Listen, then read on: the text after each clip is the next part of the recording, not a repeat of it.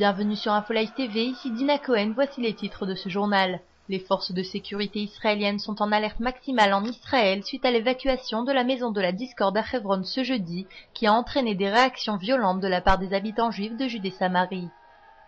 Les forces de sécurité craignent que des actes de violence de la part d'Israéliens, de Palestiniens ou d'Arabes israéliens n'éclatent également aujourd'hui dans tout Israël en réaction aux événements de la veille.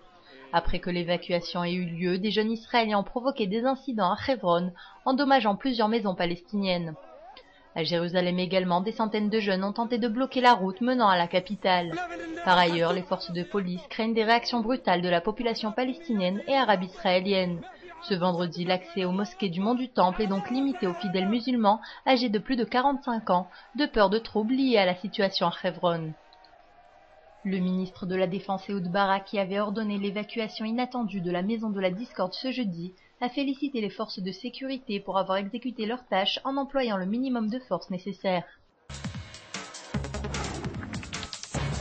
Le ministre de la Défense Ehud Barak a ordonné au commandant de la région centre, le général Gadi Shami, ce jeudi, de démolir les maisons arabes de 2 terroristes de Jérusalem-Est.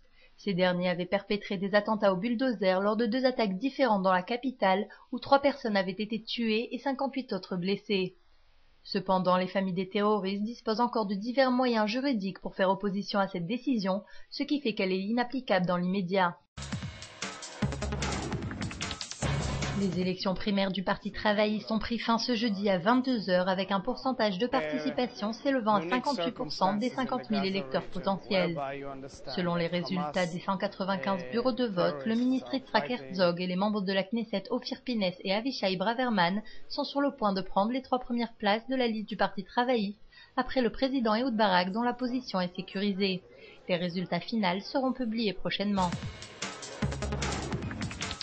Lors d'un forum des Nations Unies ce jeudi, Israël a été de nouveau accusé de violer systématiquement le droit de l'homme palestinien à Gaza.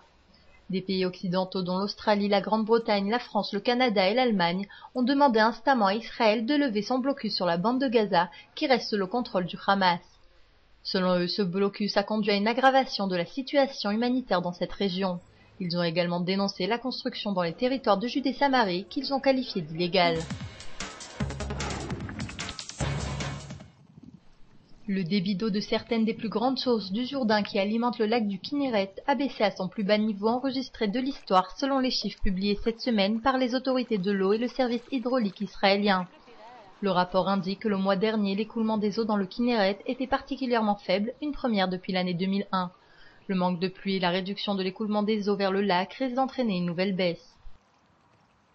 C'est la fin de ce journal. Merci de l'avoir suivi sur InfoLive TV, la première télévision israélienne qui diffuse en 4 langues depuis Jérusalem.